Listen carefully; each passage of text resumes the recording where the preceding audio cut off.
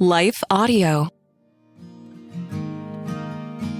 If every human being is the image of God, then every human being possesses inherent dignity and worth, and their life is valuable. Their life is sacred and should be protected. I'm Jody Nisnik, and you're listening to So Much More. And after a quick word from our sponsors, my guest, Carmen Imes, and I will be back to talk about being God's image. Carmen Joy Imes is Associate Professor of Old Testament at Biola University. She is a graduate of Gordon-Conwell Theological Seminary, and she is the author of Bearing Yahweh's Name at Sinai, Bearing God's Name, Why Sinai Still Matters, editor of Praying the Psalms with Augustine and Friends, and her newest book, Being God's Image, Why Creation Still Matters. Imes is a regular contributor to The Well, a fellow of Every Voice, and serves on the advisory council for the Bible Literacy Conference. She is a member of the Evangelical Theological Society and the Society of Biblical Literature. And she serves on the board of directors of the Institute for Biblical Research. She and her husband, Daniel, have 3 children, and they like camping, hiking, and playing pickleball. I just feel like we need to be friends, Carmen. It's so Sounds fun great. to hear all the things that you love just so align with my heart and what I love. So thanks for being here. Thank you for making some space to be with us. Yeah, thank you for making space to have me. This is a treat. Well, you seek to answer a pretty big question in your book, Being God's Image, about what it means to be God's image, what it means to be human, really. So I want to talk first about this nuance that you're hitting on, because we hear a lot that we bear God's image, but you're actually saying, no, we are actually being the image of God. So let's just start there. Tell us a little bit about that as a jumping off point. Yeah, it's really common for people to either say we bear the image or to use image as a verb. They say we image God. And I'm very deliberate in the book about talking about us as the image. We are the image of God. It's not something we carry, and it's not something we do. And the reason I think that's so important is because as I closely read the biblical texts that talk about this topic, I have become convinced that the image of God is not something that we can lose. It's not something that we can have in varying amounts. There's no sliding scale of imageness, how much we're like or unlike God. The image is something that is true of every human being, and it can't be lost. And so I think if we talk about bearing the image, we miss that sense that this is actually our identity. It's not something that's extra added on top. Yeah, I love that. And we're going to talk a lot about the implications of that. But before we get to that, I want to talk about the passage that we meditated on, because I think it's very foundational to everything that we're going to talk about. And that is right at the beginning in Genesis 1:26 through 28. And so I want to read the passage to us, and I'd love for you to just point out some things that you think are worth us noticing in this passage. And even as you were meditating on it recently, what did the Lord stir in you that was fresh and new? Which I just love this about God's word, because I know that you have spent hours poring over this, and you just told me before we got on, and yet God still made it come alive for you. So I'm excited to hear that as well. So let me read the passage for us real quick. It says this: Then God said, let us make mankind in our image, in our likeness, so that they may rule over the fish in the sea and the birds in the sky, over the livestock and all the wild animals, and over all the creatures that move along the ground. So God created mankind in his own image. In the image of God, he created them. Male and female, he created them. So Carmen, tell us a little bit about this passage. Yeah. So this is, of course, the crowning moment of God's creative work in Genesis 1, where he's bringing order to all creation. And if you read Genesis 1 carefully, you'll notice, I mean, I had read Genesis 1 how many times in my life before I noticed this. So maybe you haven't noticed this before, but there's a set of panels where we have 3 days where God's making spaces, and then 3 days where God's filling those spaces. And I hadn't noticed this before seminary, that on the first day, God makes light and dark, which are domains, basically, but he doesn't populate them with sun, moon, and stars until day 4. So day 4 completes day 1. And then day 2 is the creation of sky and water. There's a space. He opens up space so that there's waters above and waters below, and there's air in between. And the birds fly in the air and the fish swim in the sea, but that doesn't happen until day 5. So he makes the space on day 2, fills it on day 5. And then on day 3, he makes dry land. And on day 6, he populates the dry land, first with animals and then with humans. So we picked it up in verse 26, which is right where God makes humans. And what stood out to me last night as I was meditating on this passage is the word then. At the beginning, then God said, let us make mankind as our image. And I think what hit me in a fresh way is that God had already done all this preparatory work to bring order. He didn't bring us into a mess. He didn't bring us into chaos or into conflict. He didn't create humans to come do the dirty work. He actually created space for us to flourish and then invited us into it, into a world that was already ordered and already good. And then he says that humans are going to rule over the fish and the birds and the livestock and the wild animals. But what struck me yesterday is it's the fish in the sea. So that's day 2 and day 5. The birds in the sky, day 2 and day 5. The livestock and wild animals and creatures that move along the ground. So there's day 3 and day 6. You can hear the domain or the area and the residence being evoked as he speaks. Everything is where it's supposed to be. And maybe this stood out to me because I'm writing a commentary on Exodus right now, and I'm in the 10 plagues, which I'm calling the 12 signs and wonders, but that's a topic for another day because why be normal? And what I've noticed so much there is that it's a disruption of order, that creation gets disrupted by frogs coming up from the water onto the land and into their houses, and by locusts eating all of the vegetation. And it becomes a destructive environment where the animals and insects are not where they're supposed to be. They overtake.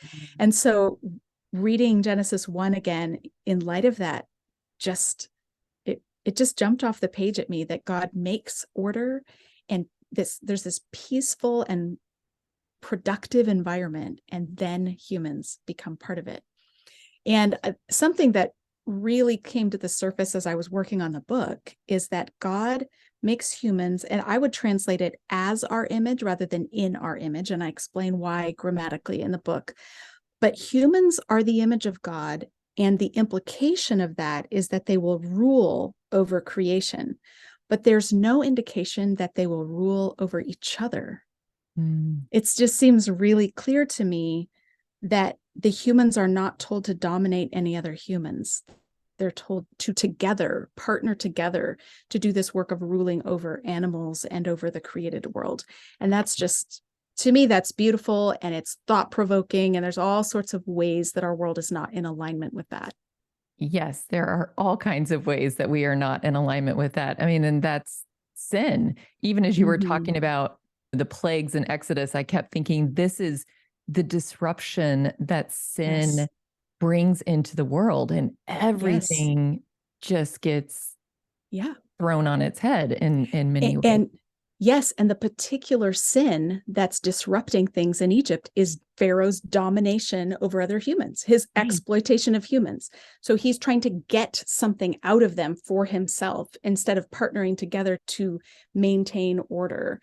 And it's that God says, absolutely not. This has to stop. And so he hears the outcry of the Hebrews who are being oppressed, and he takes action. And then later he tells the Hebrews, when they get to Sinai, he tells them, if you oppress someone and they cry out to me, I will certainly hear their cry. That's in Exodus 22:22. It's such a beautiful passage.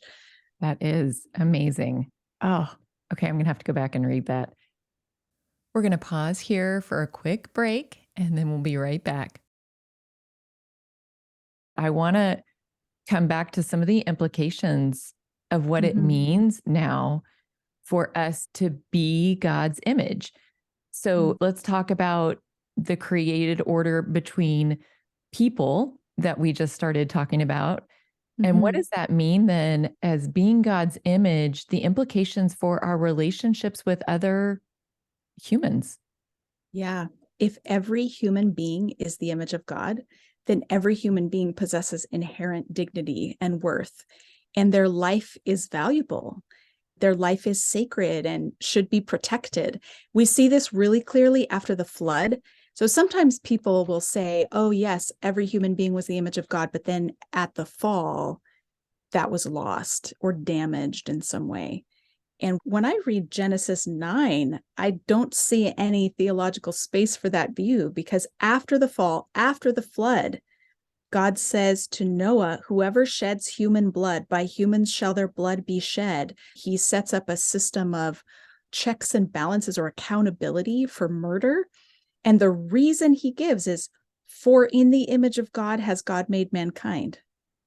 So the reason we're not supposed to take the life of other humans is because they're the image of God, every human being. So from the outset, there's a huge value placed on human life, and that's grounded in the image. But then if we go back to chapter 1, verse 27, what's also really beautiful to me is that the author makes it very clear that men and women are made as God's image. What we don't see is, well, men are the image of God, and then women are along for the ride, or they're derivative in some way, or in some sense inferior. And you can find lots of people throughout church history that have talked about women as derivative or inferior, theologians who have said this. And I think they're not taking seriously Genesis 1:27, where men and women side by side are created as God's image. And one of the reasons that you talk about is the fact that scripture was written to an ancient people in an ancient language, in an ancient culture, that it was not written directly to you and I, Carmen, or anyone that's listening. It is for us, and it does inform so much, but we have to first shed our cultural lens and try to understand it in the original space. Tell us a little bit about how you read these two creation accounts and how they can inform us as what you're saying, that we are created as co-heirs, co-regents. Yeah, so Genesis 2, for someone who's reading it right after Genesis 1, can be a little confusing, because we've just had the creation of the world and everything's ordered and humans are created. And then in Genesis 2, all we have is a man, and he's alone, and it's not good. So that's like, well, where's woman? I thought she was already created in chapter 1. So we could make a whole list of disconnects between chapter 1 and chapter 2. We already have green plants in chapter 2, but we don't have a human yet. And plants are supposed to happen, like the order of operations is different in chapter 2. And it implies that a long amount of time had passed, that there are rivers that are watering the garden, but nobody's taking care of it, which doesn't sound like just a couple of hours have passed. It sounds like there's some time that's passed. So clearly chapter 2 is a different angle on creation, a different purpose for writing the story. And they're different genres. Chapter 1 reads almost like poetry, not quite like poetry, but it has this funky indentation, not like normal paragraphs in a story. And it has a very rhythmic feel to it. And so when you put them side by side, it's worth asking the question, what are these trying to do? What are they trying to convey? I don't believe that they contradict each other, but they have different purposes. And so in chapter 2, we have a kind of slowed down, zoomed in account of the creation of humanity. And God does make the man first in this story. And many people base their doctrine of gender relations on the fact that Adam comes first. But the text makes very clear that Adam by himself is not enough, that there's something lacking with the creation of just the man.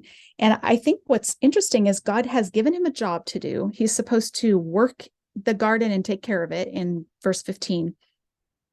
And then he says, you can eat from all these trees, but not from that one tree. And it's at that point that he says it's not good for you to be alone. So all of the things in chapter 1 have been good. Every time God creates something, it's good. And then he creates humans and it's very good. So this is the first place in the Bible where we find something not good. And his solitary state is not good because we need collaboration and accountability and partnership to carry out the work God's given us. We already know from chapter 1 that men and women are asked to rule over creation. So we already come into chapter 2 knowing that there's not a hierarchy, there's a partnership. And the partnership is broken in chapter 2 because we only have a man. And so God makes the woman and brings her to the man after he parades all the animals in front of Adam. And I'm saying Adam, but the text actually doesn't use their names until chapter 3. It's just the man and the woman. It's confusing because the Hebrew word for human is Adam. So you have to look at context to see whether this is Adam's name or whether it's saying the human. And so in any case, God makes the woman, and he does it as a response to this. It's not good for man to be alone. I will make a helper suitable for him. And that sentence has become important to me because as I've looked at the Hebrew, I've become convinced that the word helper is not the best translation of what's happening. So the Hebrew word that's translated helper is ezer, and it's used almost 100 times in the Old Testament, both as a noun and a verb. And if you go and look up every passage, which I've done, and look at the context and say, who is the ezer and what are they doing? It's striking that not a single time is that word or the noun or the verb used to describe what someone does for a superior. It's never what an employee does for an employer, what a servant does for a master. Half of the time, it's about Yahweh, describes what Yahweh does for Israel. He is their ezer, or he ezers them. You certainly couldn't argue that Yahweh is inferior in any way or subservient, right? Quite the opposite. And the other half of the time, it's used in military context to talk about what an ally does. If you're in battle and you need help, you call for an ally, and your ally is your ezer, or they ezer you. And so to me, it seems clear from the language God uses that he's showing Adam that what Adam needs is a woman who is similar to him, a compatriot, a companion who can come along and be his ally in carrying out the work he's been given to do in verse 15. And so he resolves that by making a woman out of his own body, out of his side. And so that shows their essential similarity, not an essential hierarchy. And I think there's lots more in the Bible that talks about gender and gender roles. But if we want to get a solid foundation, we need to start in Genesis before the fall so that we can see God's vision for how it's supposed to be. Yeah. Thank you for unpacking that word. Ezer has been a really important word for me as well. And I've done some of that word study, and I'm so grateful that you brought that up. One of the things that you did, and I loved, this was a new thought for me. You say after Jesus is resurrected, he appears to women, and all 4 of the Gospels tell us he appears to a woman first. Yes. And I love how you looked at that and thought through why might that be significant. So tell us a little bit about that. Yeah. So as you said, all 4 Gospels have Jesus appearing to women first. They all talk about it, so it must be important. And John's Gospel, in John chapter 20, we get more detail of their encounter. And since Easter is not so far behind us now. Probably these passages are familiar to people. Mary Magdalene is in the garden where the tomb is. And when he addresses her, he calls her woman. And I don't think that's random. It's not because he doesn't know her name, because he calls her Mary in a couple of verses later, but he first calls her woman. And I just think the Bible clearly presents Jesus as a new Adam. He's being the ultimate human. He's showing us how we should be as humans who are the image of God. And so we think of Jesus as the new Adam, but if he's the new Adam, where's Eve? And his very first appearance is in a garden to a woman who is there when everyone else has left. And she's showing her sense of connection, her piety, as she mourns, as she's crying at the tomb. And she's crying over his dead body. She's crying because they've taken the body away and she doesn't know how to make sense of it. She loves him so much that even his body in her mind needs to be honored. And so he speaks to her and she thinks he's the gardener, which is, again, such a beautiful thing, because he is the gardener. He is the one who planted the Garden of Eden and put the first man and the first woman in the garden. And he calls her by name and he commissions her to go tell the brothers, to go tell his other disciples that he is alive. And she runs and says, I have seen the Lord. And so we have a failure in the first partnership in Eden, where Eve, who's supposed to be a partner to Adam in carrying out God's work, fails to guard the garden from intrusion and listens to the voice of the serpent. And God could have said, all right, that's it. Women have had their chance. No more women need to be, like, we don't want any more women part of this because they're going to mess things up. But in the garden, he says, I've put enmity between you and the woman, he says to the serpent. And that hostility I've come to think of as a really positive thing. Eve should have had more enmity, more hostility before, when the serpent comes to her and suggests that maybe God's holding out on her, that maybe he's holding back and not giving her what would really be good for her. It was her job to care for the garden and to guard it. That second word in Genesis 2:15 is the word shamar, which means to guard or keep. And she and Adam are supposed to be guarding the garden, and they fail to do that. The serpent comes in, he casts doubt on God's goodness, and she buys it. She's deceived.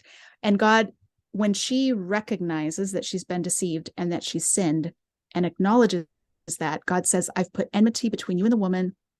Her seed will crush your head and you will strike his heel, right? That famous statement is actually setting the trajectory for what is going to redeem them from this situation. And it's through the woman.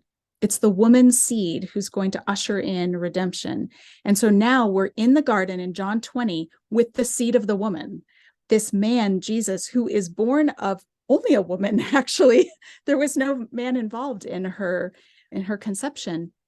He's the seed of the woman. He's in the garden, and he turns to Mary and calls her woman and commissions her to participate in spreading the most important message in human history. And so to me, it's like a divine redemptive moment, not just one person being redeemed, but the whole project of male and female partnership is being set back on track.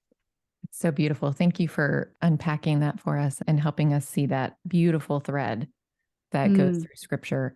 Mm-hmm. There's so many implications to what it means for us to be God's image, not just male and female, but it has implications for how we view other people based on disability and race and all of these different ways that we have created division and, kind of stratus of humans. We've done what Pharaoh is doing in a lot of ways, subjugate people. We don't care for them well. And even people we don't like, they are still the image of God. And that has implications for how we live. Yeah. One thing that hit me after the book was finished was this famous philosophical statement by René Descartes. And I'm not a philosophy guru, but everyone's heard this line, I think, therefore I am. And I've just been thinking about how unbiblical that statement is, how contrary it is to the biblical teaching on what it means to be human. We are not human because of our rational capacity or because of our rational achievements. Thinking does not make us more and more human. Like the fact that I have a gajillion books behind me on this call does not make me more human than someone who can't read. And so I think the Bible gives a clear call that every human being is the image of God. If you have a body, if you're embodied, then you're the image of God, regardless of your capacities. And if we ground humanity and human dignity in being able to think, then we all of a sudden have a sliding scale again of who's more human than others. And I've been thinking a lot about the ways that perspective has leaked into the church and has permeated our culture, where we have these stratas of human beings, some of whom are worth our time, some of whom are worth cleaning up their neighborhoods or making sure there's no messy mining project nearby, or like, where do we put our garbage dumps and who do we allow to live near them? Whose interests are we protecting? And so I'm convinced that, you can be in a coma, you could be in chronic pain, unable to get out of bed, and you have every bit as much dignity as any other human being. And so the implications then for disability or for chronic illness or for the unborn or those nearing the end of life are really profound, because as soon as you take human personhood and disconnect it from cognitive processes, then a child who's not born yet actually possesses full human dignity.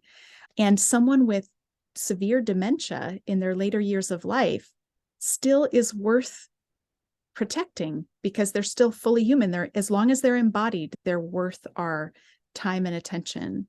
And so that to me is profound. It's a different way of getting at these conversations that we have about ethical dilemmas in our generation. Yeah, it does help us lift our head and think about it a little differently. Yeah. One of the things you even just kind of started to touch on it a moment ago about where do we put our garbage dumps? If we take seriously that we are God's image, that also impacts how we care for creation, which is the first vocation and purpose and calling that he gave to us, was to tend to creation. So let's talk a little bit about what are the implications for that? Yeah, I mean, creation care is wired in as part of our human vocation, as you said. I don't think it's the sum total of our human vocation, but it's there as the very first thing God tells humans that they must do as a consequence of being his image. And I don't know about you, Jody, but I grew up in a church context where creation care is not how we talked about it. We called it environmentalism, and it was those crazy leftists who were into saving the earth. And we didn't care about that because we believed it was all going to burn and we were going to be caught up to heaven. And so it didn't really matter what people did with the planet. And the more time I spent tracing this theme through the Bible, the more convinced I became that creation still matters, that we not only are we stewards of creation now, but God's plan, his intention is to renew the earth. This is the place we are now is our destiny. We are not going to be floating around on the clouds playing harps. We'll be on terra firma. There are passages in the New Testament that talk about God's judgment that people have they've understood those as destructive, like God's going to destroy the earth with fire and give us a completely new planet. And if that was the case, then maybe we wouldn't need to take such good care of it.